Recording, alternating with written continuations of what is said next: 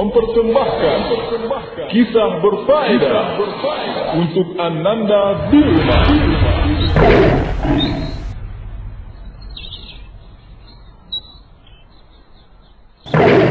Assalamualaikum adik-adik.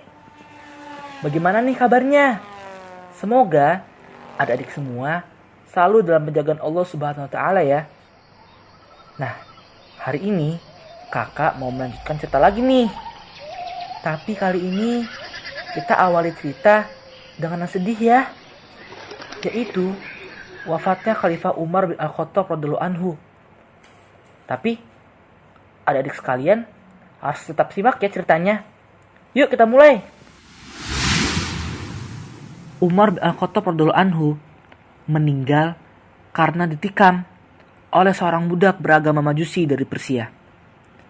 Dia ini adalah budak Al-Mughirah bin Syu'bah yang dibawa ke Madinah. Nama aslinya Fairuz dan mempunyai julukan Abu Uluwah. Fairuz menikam Umar dengan 6 tikaman adik-adik. Dan salah satunya dibawa pusar. Nah, tikaman itulah yang menyebabkan Umar bin Al-Khattab radhiyallahu anhu meninggal dunia. Kemudian, setelah menikam Umar, Fairuz lari dan menikam setiap orang yang ia temui. Sampai jumlah yang menjadi korban akibat ulahnya ada 13 orang. Setengah dari itu mereka meninggal dunia. Lalu ketika Fairuz mengetahui bahwa dia akan dihukum mati, maka dia bunuh diri dengan pisaunya sendiri. Setelah Umar bin Al-Khattab ditikam, beliau masih bertahan hidup selama 3 hari. Kemudian Umar radhiyallahu anhu akhirnya wafat pada hari Rabu, 4 hari sebelum habis bulan Dzulhijjah, yaitu 23 Hijriah.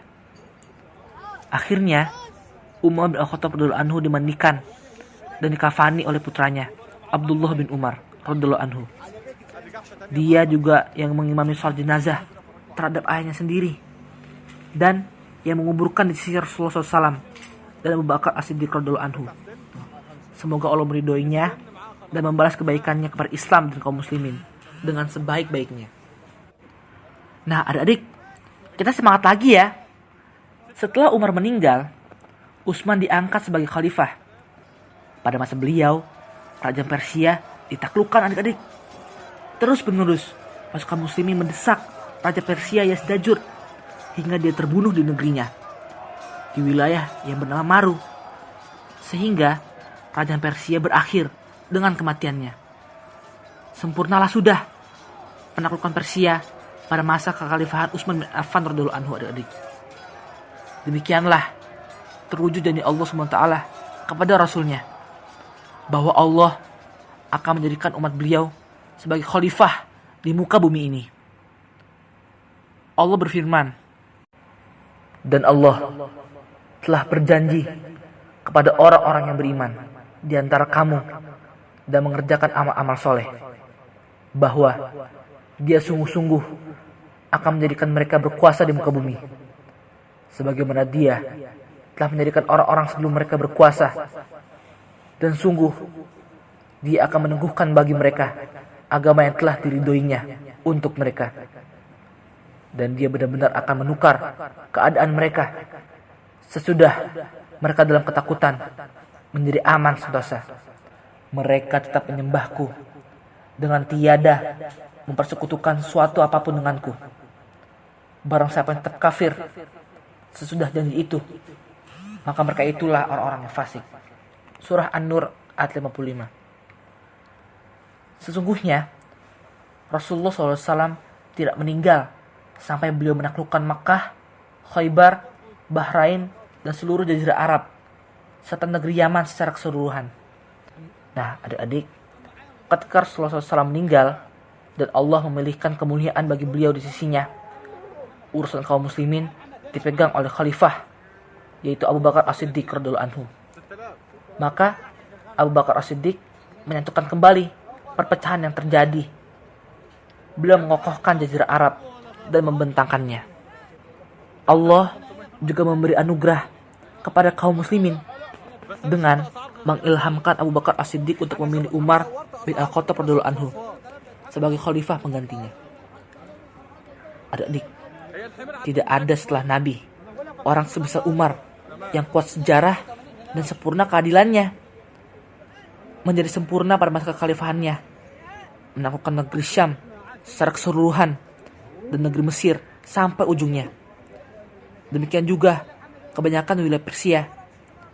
Beliau mencerai-beraikan Kisra Raja Persia, menghinakannya dengan serendah-rendahnya.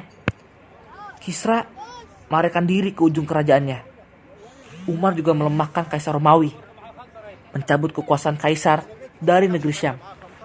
Heraklius pun lari ke negeri Konstantinopel. Kemudian, ketika Utsman radhiyallahu anhu menggantikan Umar radhiyallahu anhu, terbentanglah kerajaan-kerajaan Islam ke ujung bagian timur dan bagian barat bumi. Maghrib di Afrika ditaklukkan sampai ujungnya, termasuk di saat Al-Andalus, itu Spanyol, dan Kubrus, Siprus. Negara Kairouan dan negeri Sabtah di daerah Maghrib yang berdekatan dengan samudra. Ditaklukkan pula negeri-negeri timur sampai ke bagian dalam negeri Cina. Hilanglah kerajaannya secara keseluruhan, hingga Madain, Irak, dan Khurasan, serta Al-Ahwas ditaklukkan pula. Adik-adik, lalu apakah Persia sampai sekarang masih ada?